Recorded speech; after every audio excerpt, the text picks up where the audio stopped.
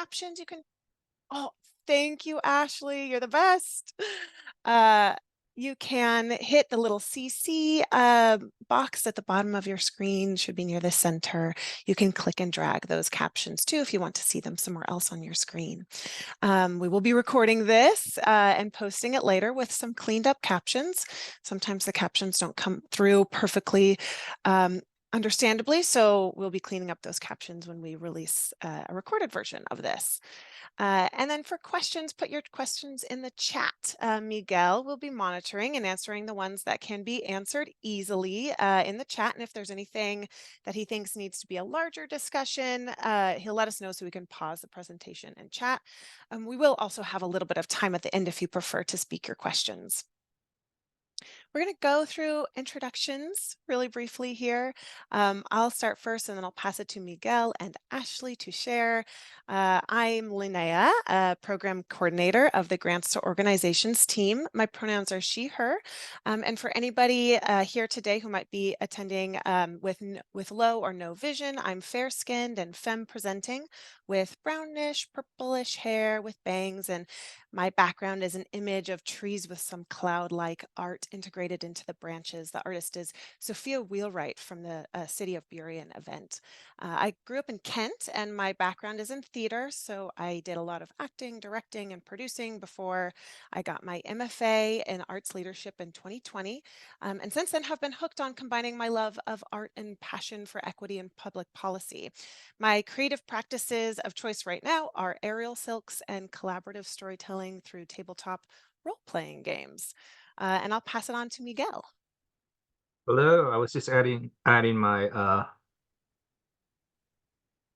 my pronouns to my name. So, yes, I'm Miguel Guillen. I'm the program manager, and I work with my two colleagues, Ashley and Linnea. I am a Latino man. I am in a room, and I'm in a messy office with a lot of books in the background, and yeah, I am medium skin tone, and I have a lot of gray hair that I pull back in a ponytail. Um, I am pretty much a native Washingtonian. I was born in Mexico, and I was raised in the Skagit Valley of Washington State. My parents were farm workers, and they were also artists. My mom was a poet, and my dad a visual artist. So I grew up around art all my life. I am an artist myself, practicing visual artist, and I graduated from Cornish and also got a certificate in arts management from Seattle College, Seattle Central College. Back then it was Seattle Central Community College, one of the coolest colleges in Seattle. And then I went into arts administration. I worked at Artist Trust in Seattle for about 9 years. And when my colleague here at the Arts Commission retired, I applied for her job, and now I work at the State Arts Commission, where I've been working for about another 9 years. So I've been in arts administration for nearly 2 decades, and I think that's all I got at this point. I'll pass it on to Ashley. Hello, I'm Ashley. I'm the admin assistant here for ArtsWA for the Grants Organizations Department. I am a Black woman, she, her pronouns. My hair is pulled back into sort of like a messy, scrunchy bun situation. I have glasses and I'm wearing a bluish jacket.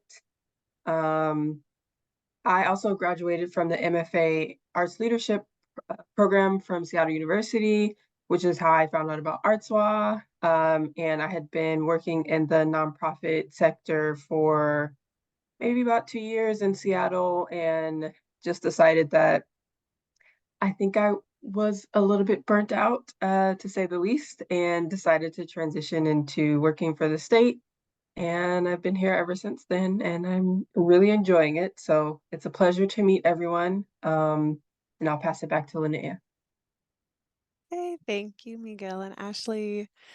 Today's agenda will start with some context around the Grants to Organizations program. Then I'll very briefly walk us through the guidelines and evaluation criteria for the project grant. This information is also online, so we won't spend very much time on it. I'll provide a little context around our panel process, but then hand it over to Ashley and Miguel to bring us through a few tips and suggestions for creating a very strong application. We'll end with a quick walk through Submittable so you know what it will look like when you actually submit your application. And then we'll have a little bit of time for questions at the end as well.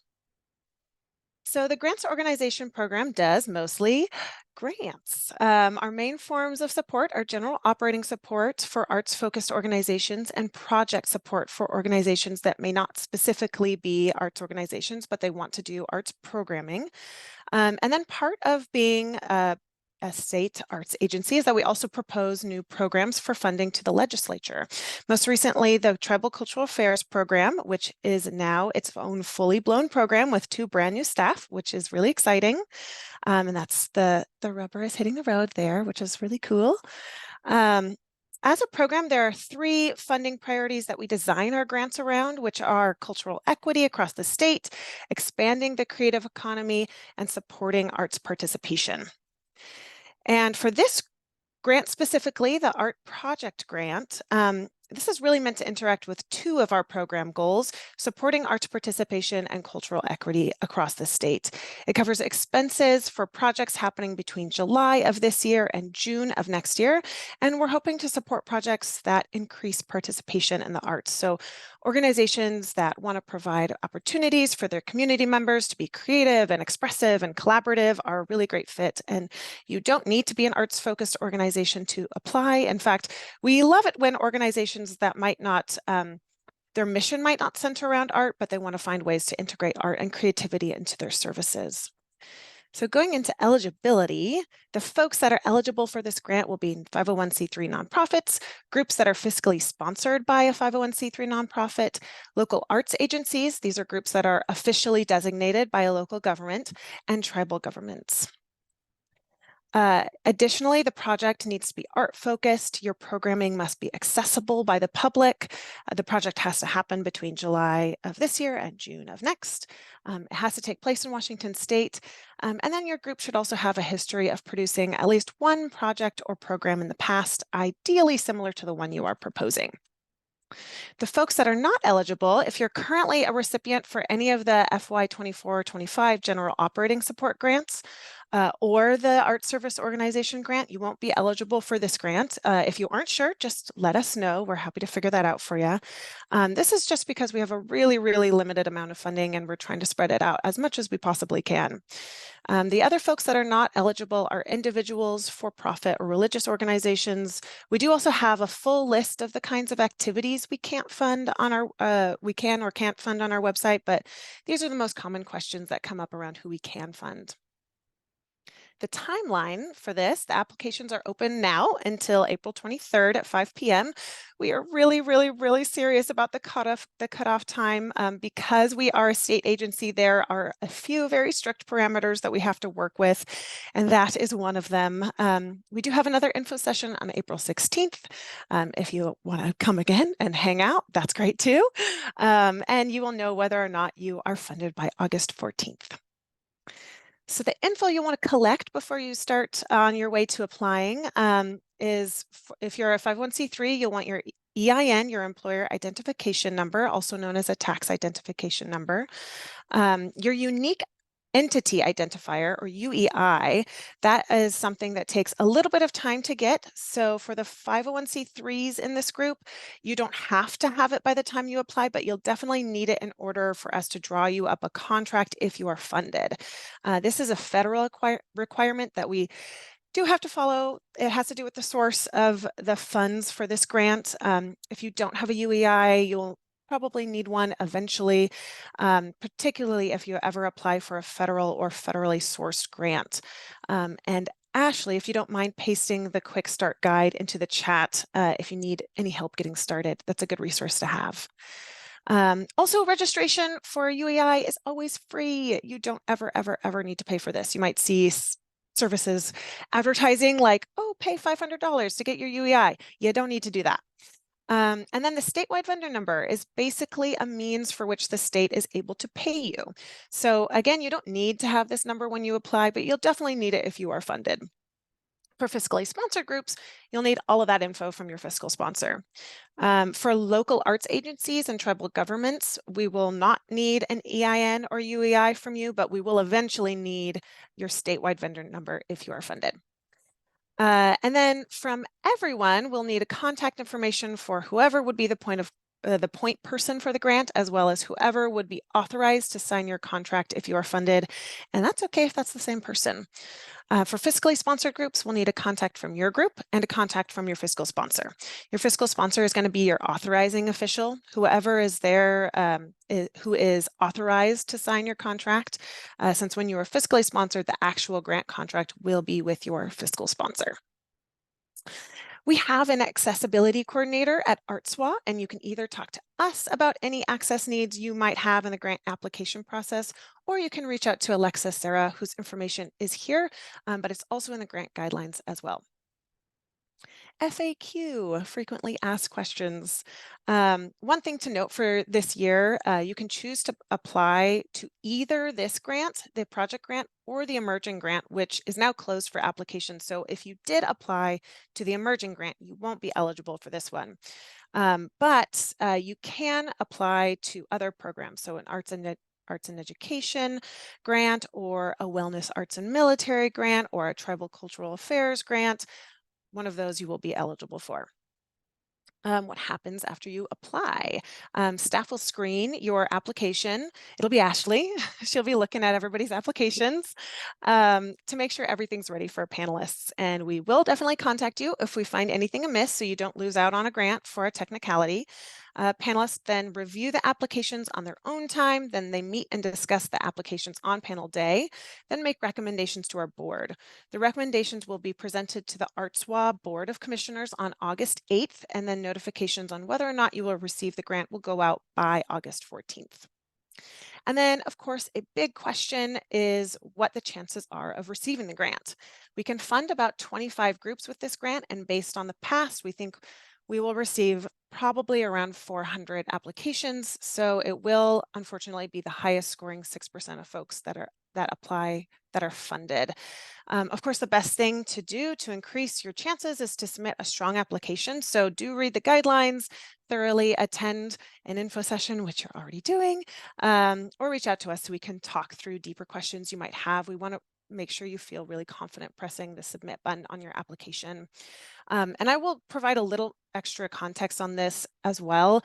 The agency as a whole works very hard every year to request more funding to support arts in Washington State. And some additional context, right now, Washington State is one of the sadly poorest funded in the arts, I think ranking around 40th or 45th in the nation. We are at about 40 cents per capita, and the national average is $2.10. So we proposed an increase to $2 per capita in the last budget cycle, and unfortunately, it was not funded in the governor's budget this year.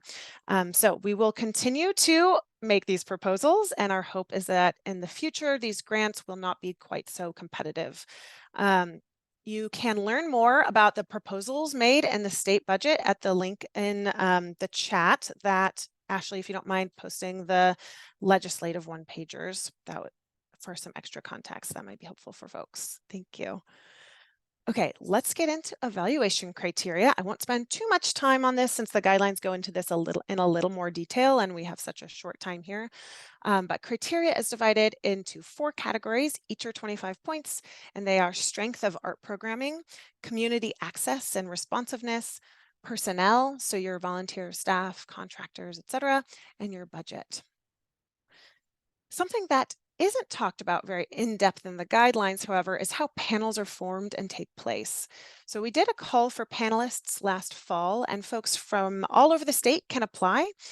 Based on those applications, we form multiple panels of 4 panelists each, and those groups are put together based on geographic, cultural, and arts background diversity.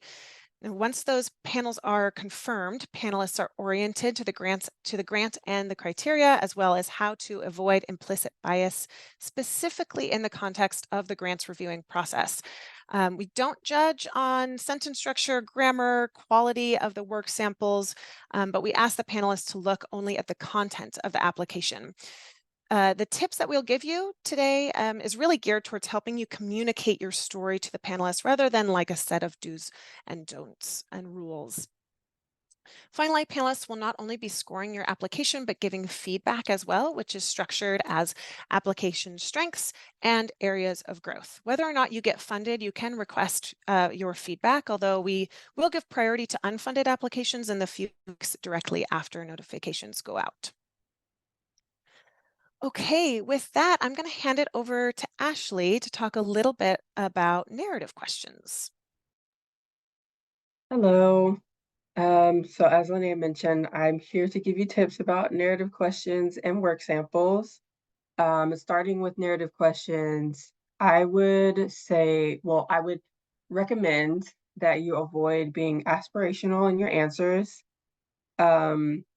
Make sure that what you're saying is matching the rest of the information on your application, and make sure that the answers to your narrative questions kind of maps back to your mission statement. So thinking about your application as a story that you're sharing with panelists is pretty helpful to kind of envision, and that your narrative questions are sort of like the meat of your story, to say, to kind of weirdly say. And next, be as specific as possible. I think that panelists don't respond well to answers that seem a little bit vague or very aspirational. So think about what your organization is currently doing and why you're doing it and how it's serving your community. And panelists want to know about what you're doing now. So as I mentioned, to just be as specific as you can and try to avoid being as vague or aspirational as possible, and also be concise. I think about the length of time that panelists take to review each application is about 30 minutes. And we spend about, give or take a few minutes, but about 3 minutes in panel kind of reviewing each application as well. So tell your story, but make sure that your words are lining up with with everything else that you're mentioning in your application. And just be as concise as possible as well. Ultimately, you're trying to let the panelists know about what your organization is accomplishing and your goals, and you want to be as brief and factual as you can be to let the panelists know what you're doing and how it's currently helping your community and why it matters. Next slide, please. So for work samples, it's a little bit similar. So I believe there are only 3 spots. You can upload about 3 work samples. So if you were to upload images, I would reflect on what the images are, what you think the images are showing the panelists, and make sure that they are reflecting your programming. So if you mention in one of your narrative answers about diversity, for example, submitting a photo that kind of reflects that diversity in your programming, I think really helps the panelists understand and kind of like get a handle on what your organization is doing. And next, your visual representation of your narrative answers. So if you do submit photos, just think about whether the images could help the panelists understand what your organization is doing, but kind of going back to what I was mentioning about reflecting your programming. And also, if you do choose to submit videos or audio, just make sure that they are concise. I believe the limit is 1 minute, about 1 minute. for audio and video. So if you do submit video or audio, just make sure that it will sum up what your organization is doing in about a minute so that panelists can understand and have a good grasp on what your organization is doing in the community. And I'll pass it on to Miguel. So the nice thing about project grants is that they have this very self-contained budget.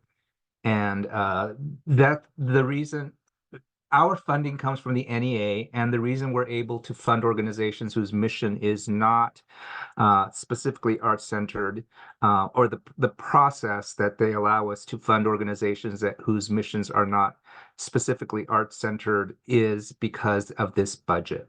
So the NEA who funds us wants all money spent on the arts by arts organizations. If it goes somewhere else, then they want that money tracked.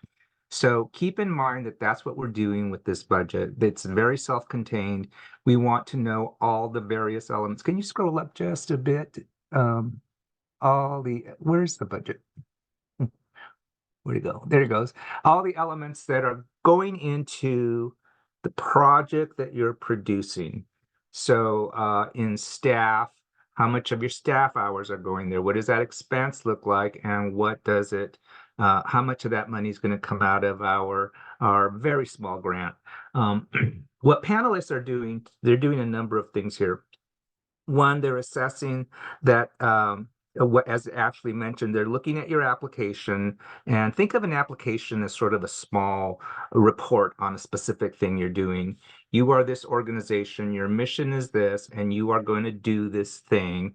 And this thing is I don't know, produce a small festival in your community, and it's going to cost you this much money. So you're in the narrative, you're telling them, as Ashley mentioned, a very concise, precise explanation of your project, what it is that you're going to produce with this money. And when Ashley mentioned the time that panelists spend on applications, keep in mind that if you start getting more aspirational or start going off in different directions and you're straying away from this core subject of what it is that you're going to do and how much it costs, the reason what happens is you start to lose panelists. Panelists start to not understand. There's too much information here. What does this have to do with that? So we have no control over that. And what we have, what is pretty commonly known is once panelists hit that place, they're going to spend less time in understanding your application. It's highly competitive, as we've tried to illuminate to you in both the guidelines. So an application that doesn't stick to that core thread of you are this organization, you want to do this very specific thing, it's going to serve your community this way, it's reflected in your work samples, what it is that you're going to do, and then the numbers speak the final narrative. It's like panelists are looking at this to understand that you know how much it costs to do what you do. And organizations that can best articulate to them that this small amount of money that we're going to give you is going to be spent this way, and these costs look reasonable, is sort of the heartbeat of the application, because their job is to assign money. And is your narrative in this project budget descriptive of what you're describing everywhere else, of what you're illuminating in your work samples and what your narrative's saying about the project? Miguel, So there were a few questions in the chat. If you have a just about aspirational, it seems like a few folks have questions about defining aspirational, and that might be helpful. yeah, so it's really easy in a grant application to want to tell the panelists more than they need to know. Aspirational is like not necessarily what's going to happen at this event, but what you hope happens because of the event, for instance, is aspirational. And what that ends up doing is it creates this thread of conversation where panelists become a little unsure about what you think you're actually going to accomplish with this small amount of money for your event. Stick to what's going to happen at the event. You know, if you're going to have, I don't know, face painting or whatever you're going to do, you know, make sure that the budget and everything reflects very specifically what's going to happen there. If you start telling a story of what it is that your organization hopes happens, you start to lose panelists because they need to very quickly reflect on exactly what's going to happen. So it can be, that's what we mean by aspirational. Does that answer whomever's question? Um, I'll assume it does. So I'm looking here. On the questions.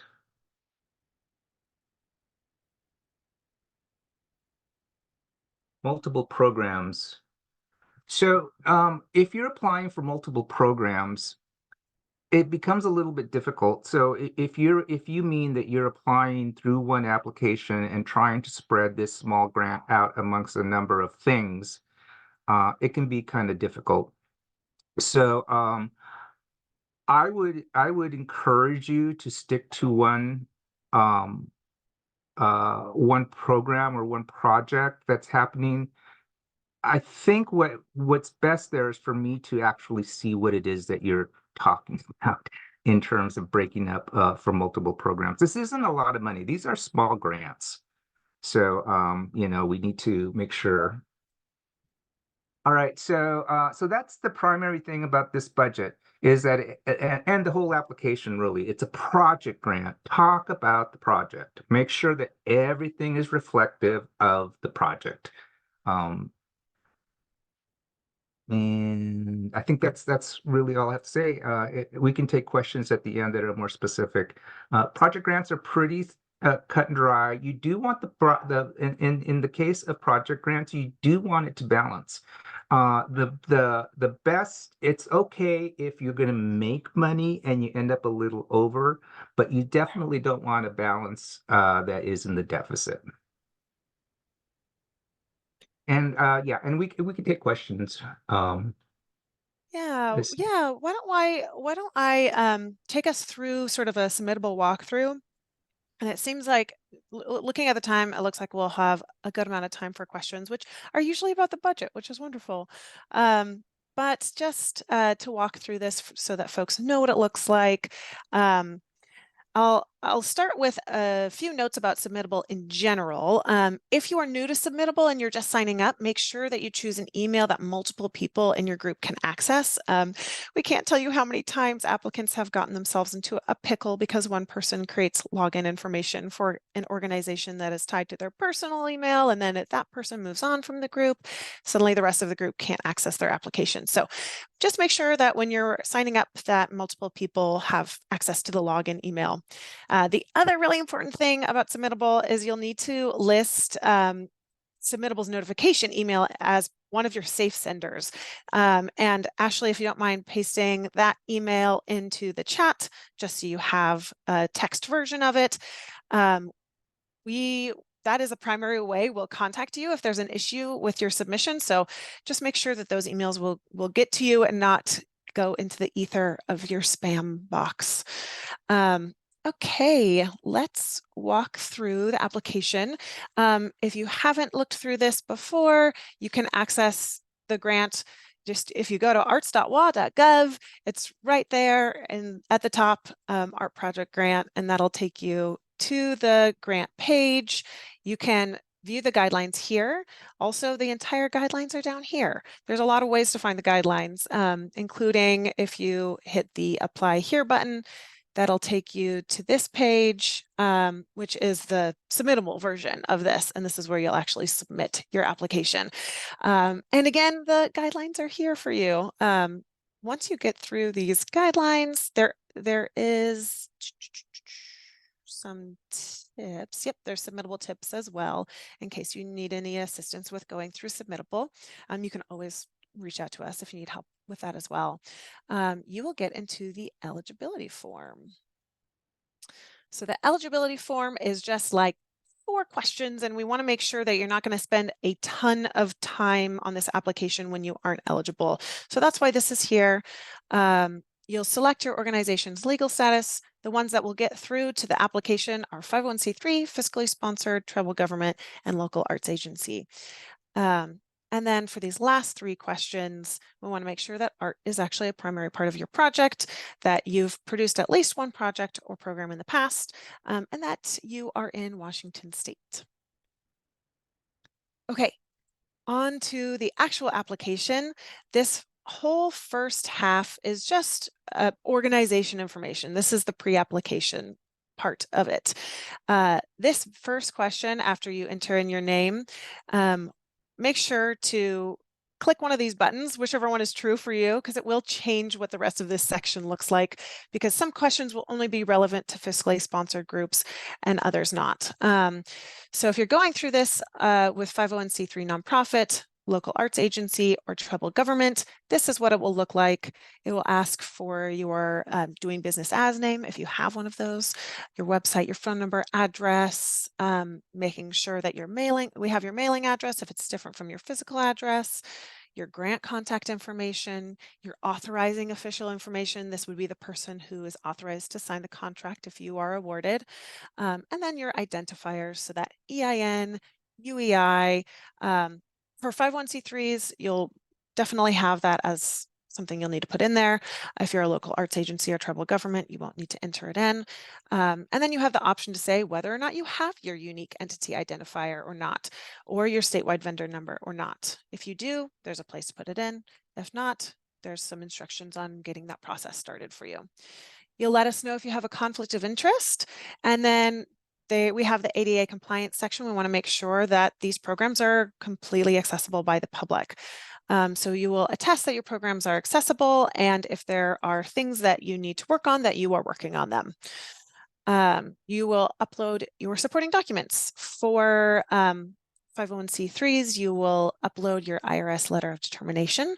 Let us know how large your budget is, and then you'll upload your organization annual operating budget. This will be just to make sure that you're current. It's not something that the panelists are looking at. It's part of making sure that it's a proper use of public funds.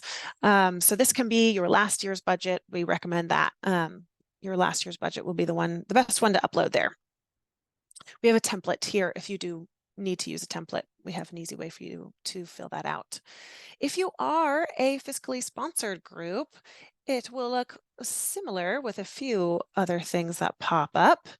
You'll enter in all of your group information, your contact information, and then your fiscal sponsor information. So your fiscal sponsor's name, mission, EIN, mailing address, the person who would be signing the contract. If you have two people who are your point of contacts at your fiscal sponsor, you'll have an opportunity to put in both of those contact information, their UEI, their SWV, all of that good stuff. And then again, with the conflict of interest and the ADA compliance.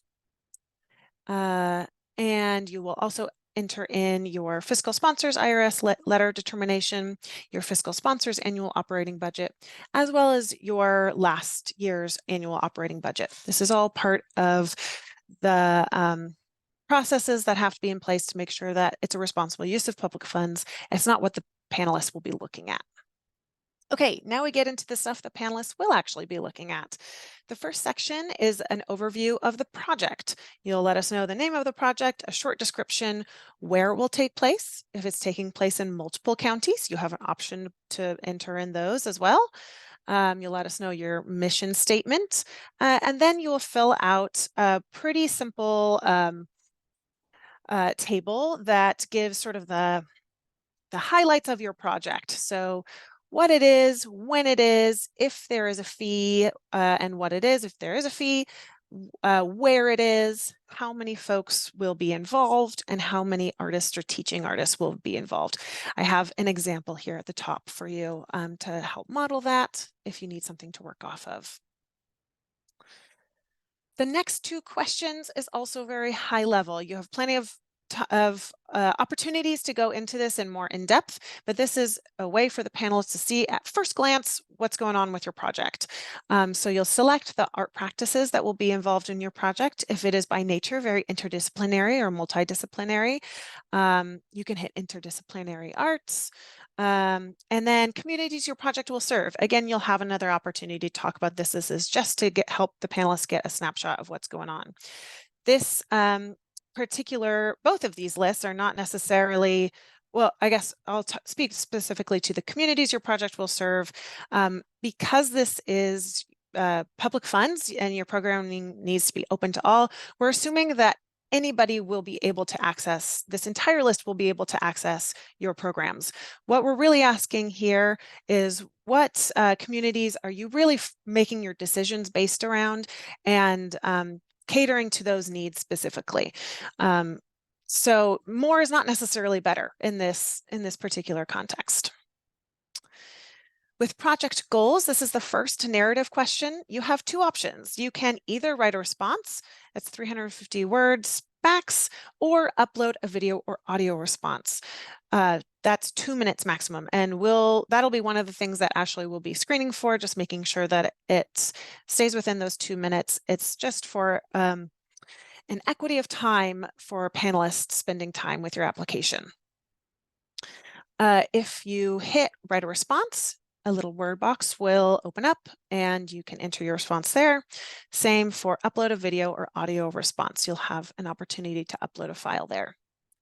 The next part of this is work samples. You can submit up to 3, like Ashley said, and you have 2 options for for sharing your work samples. You can either upload a file, and then you get a file upload box pops up, or you can enter in a website link, and you can do both. So you could do a mixture of links and files. And you'll just want to make sure it doesn't go more than 3. Really, the panelists are not going to spend more. What we tell panelists in terms of equity of time is to not spend more than about 5 minutes looking at work samples. So if you have an audio or a video and maybe you don't have time to cut it down, what you can do is in the description of linked media, you can enter in like start at the 3-minute mark. Oh gosh, everyone's looking at me type. Well, no one pay attention to this. You want to start at the 3-minute mark and end at the 5-minute mark, something like that. The next section is about people. This is just 2 narrative questions. The first one is, how is your community included in your project? And it has the relevant evaluation criteria right here that you can reference. So you know what you'll be writing to. This is also what the panelists will be looking at. Again, you have an opportunity to write a response or upload a video or audio response. This one is 250 words max or 1 minute max, depending on what you choose. And then the second narrative question is, describe how your staff, contractors, or volunteers are suited to meet the needs of the community your project will serve. The relevant criteria here is personnel. It lists in detail what that means. And then you can choose to write a response or upload a video or audio response. I'll say too, we really recommend, I think this is in the work sample guidelines, but we really recommend the audio or video response is really for folks who prefer verbal communication over written communication. So just a straight on video with like a laptop or a phone camera is preferred, with just 1 or 2 people talking. We recommend still writing out your response and maybe reading it if that's helpful for you, just so you have something structured to go off of. But the panelists will not be judging based on the quality of the video or audio. The last part of the application is the budget. So you will confirm to make sure that you have read ArtsWA's What We Can and Cannot Fund document, so you know what we can actually fund. There are some restrictions because this is a federally sourced grant. So you can then put in your requested amount between $2,000 and $5,000, and then you'll go into the actual tables, filling things out. Starting with the project expenses, you'll have an opportunity to write in a little bit more description what this column B describes column A. So if you know staff administrative, one full-time position at $30 an hour, something like that. And then what that total expense amount would be, and then how much you would want the ArtsWA grant to pay for. That's what that column is for. Heading down to, oh, and I'll also say too, we do have a formula here at the bottom of this that will total everything. If you put in any dollar signs, it breaks it. So,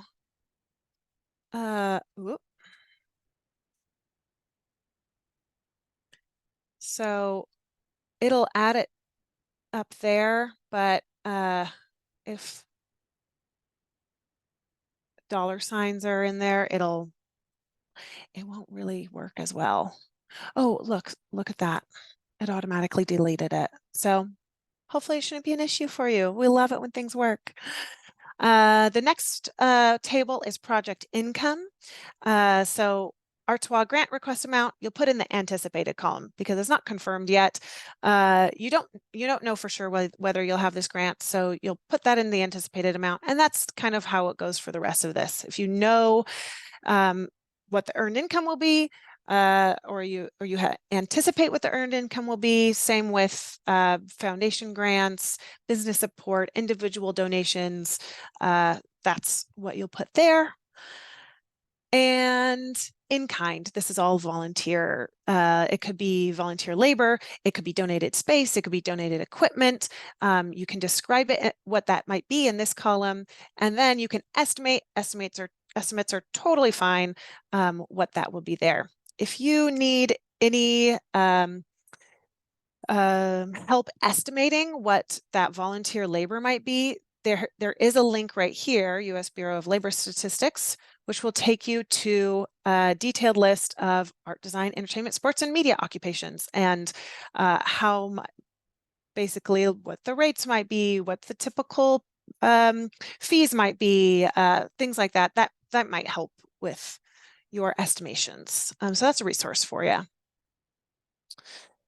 Okay. The last question of the application is narrative about your budget, asking what strategies are you using to secure funding for this project other than ArtsWA.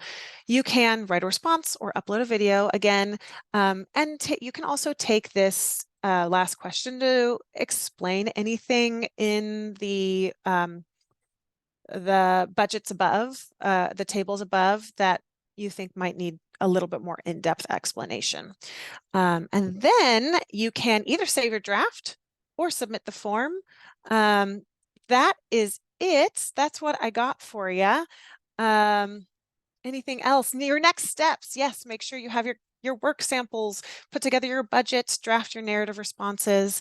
Even if you choose a video or audio response, gather that organization information, draft your application in Word, and do reach out to us if you need help, and then make sure that you submit your application at least a few hours before 5 p.m. on April 23rd. But I will end that there. The folks you'll reach out to for this grant are going to be Miguel and Ashley. They will be here to answer whatever questions you have. And at this point, I think we can go into questions if there are any folks who want to voice their questions. I've got some, Linnea, I've got some in chat. Okay, So, great. We'll go through that and then we'll head over to Jessica.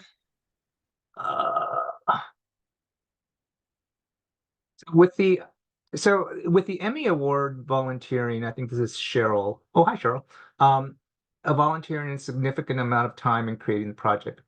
It skews the budget if I enter their real monetary value. On the other hand, using state guidelines are really low by comparison. What do you suggest? So is the nature of your question that this is why we have that in-kind section in the budget. We want to make sure that what panelists are doing is they're assessing your understanding of what these folks are worth and your understanding of the value of this grant in comparison to what your project costs. It's not that it skews it, it's that really what they're trying to see is how well are you spreading out this money, and how well do you understand that this is only 2,002, I think, was it $5,000 tops, in comparison. They're not saying that, and what else are you doing to fund this? So in kind just means that you know the value of those Emmy Award winning folks that are going to work with you. It's just that's a point of interest to the panelists to understand that. It's not going to skew the application. And equally, I have your question about web-based or virtual.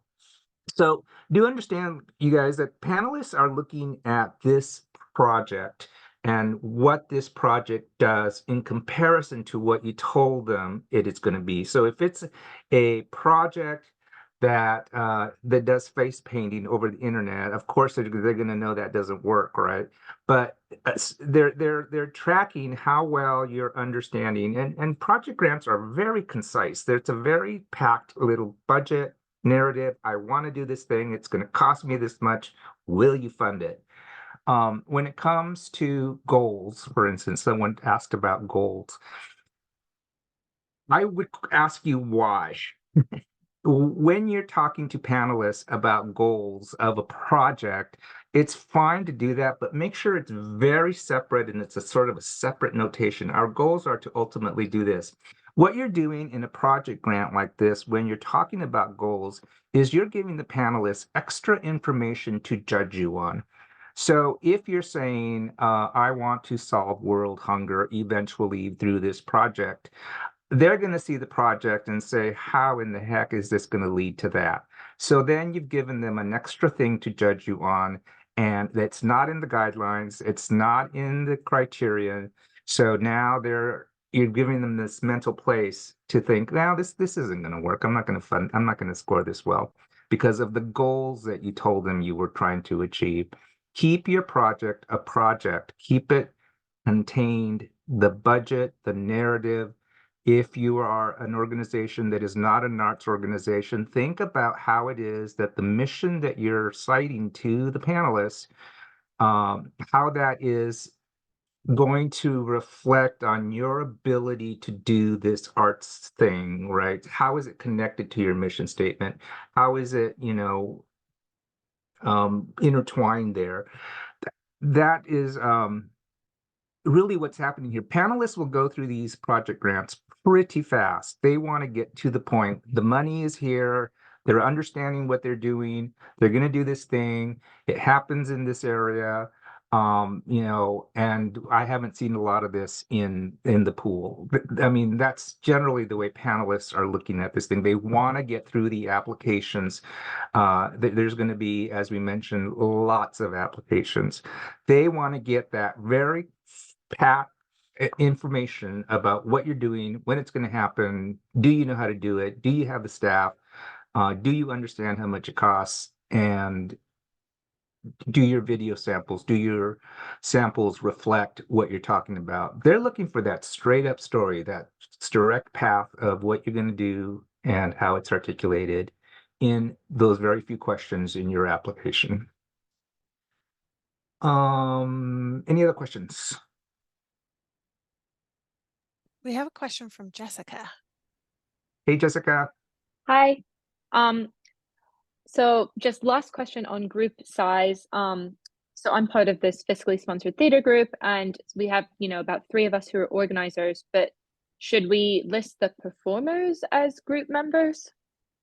So what we're talking about, we're only allowed to fund organizations, groups. Uh-huh. And for a group, for us, is a minimum of 3 people with titles. So you have, for instance, a group can be the director, the art director, and the administrative person, right? So that would be 3 people. So that's what we want, is to mention 3 people with titles that are running the organization, not necessarily performing. If your performance is if the performance double, that's a different thing.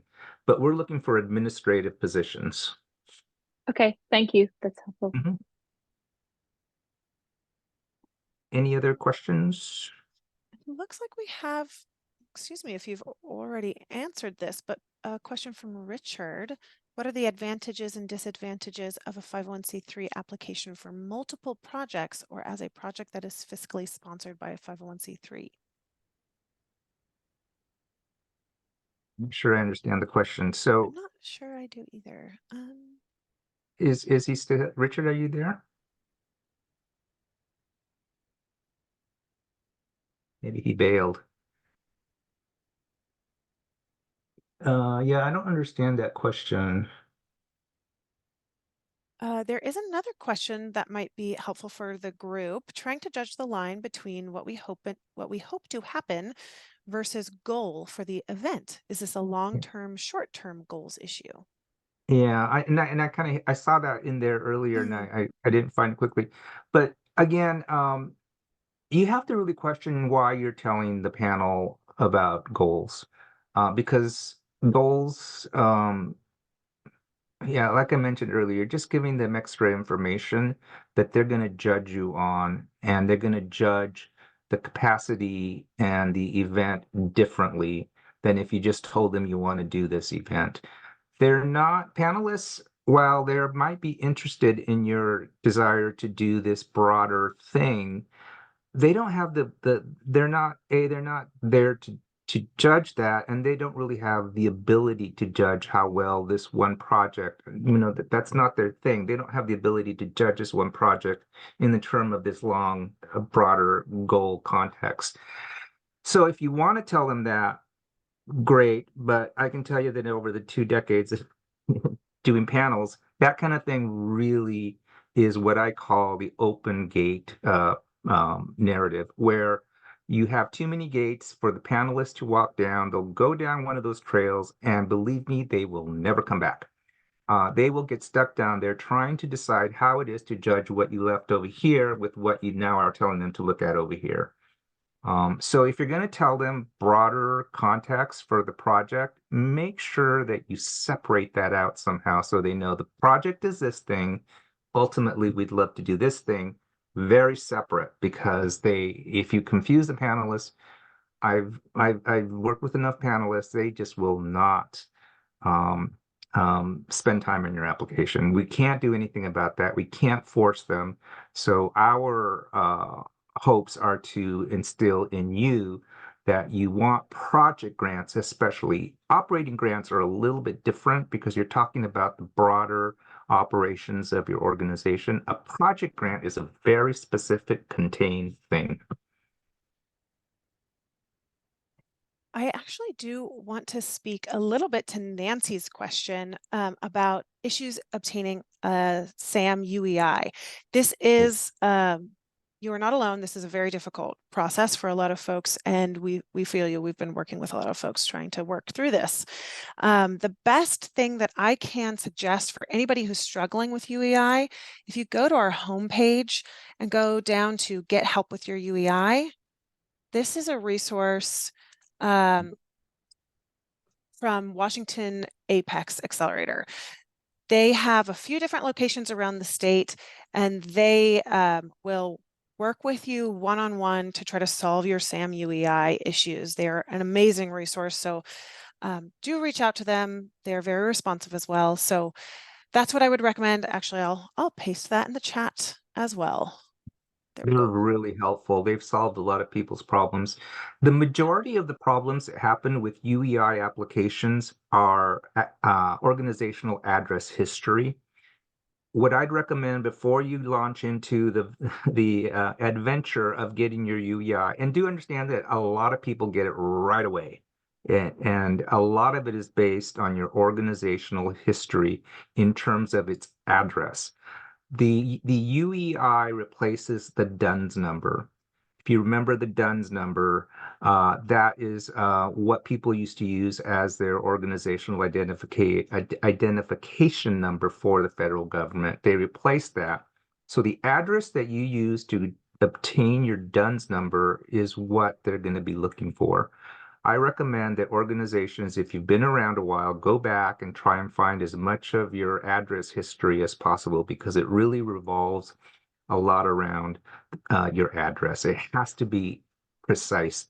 If you wrote drive out, like DRIVE, like Washington Drive, it has to say that. You can't do Washington DR dot.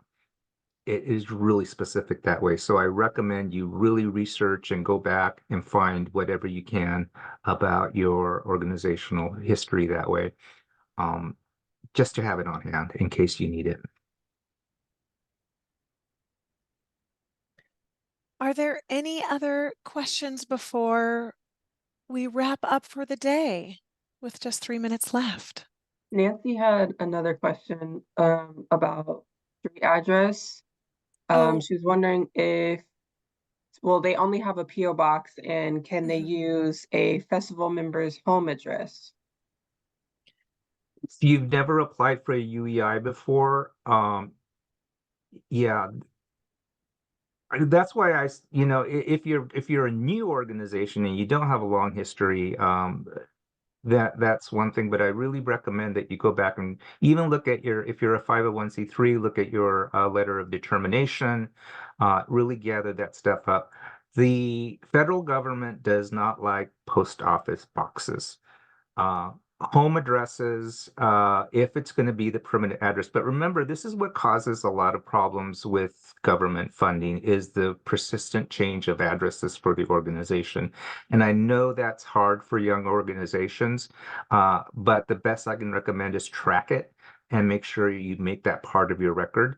But the best thing to do is to reach out to maybe Apex and have a discussion with them about how to best set up your address for a UEI if it's new, or how to research your past addresses if you've been around a while and you've had multiple changes. Yeah, as I mentioned, the majority of folks sail right through UEI, but right now I've got lots of folks that have been trying for months. So I would encourage you to get it on it right away to find out where you are and how much help you're going to need to get it in the event that you get a grant. Well, thank you, everyone. I think we'll close there. If you do have still some outstanding questions, please reach out to us. We are happy to talk more in depth about your questions and work through any tensions or issues you might be having. It was wonderful to spend this lunch hour with you all. I hope that you enjoy sun if you have it and get some rest. It is a lot of work working in the creative economy. So please prioritize your rest and take care. And we're looking forward to seeing your applications. And please do reach out to me and Ashley. We really are happy to talk to you. If you want to spend some time with us, just on a phone call or on a Zoom meeting, we're happy to do that. Don't hesitate. Take care, everyone. Bye.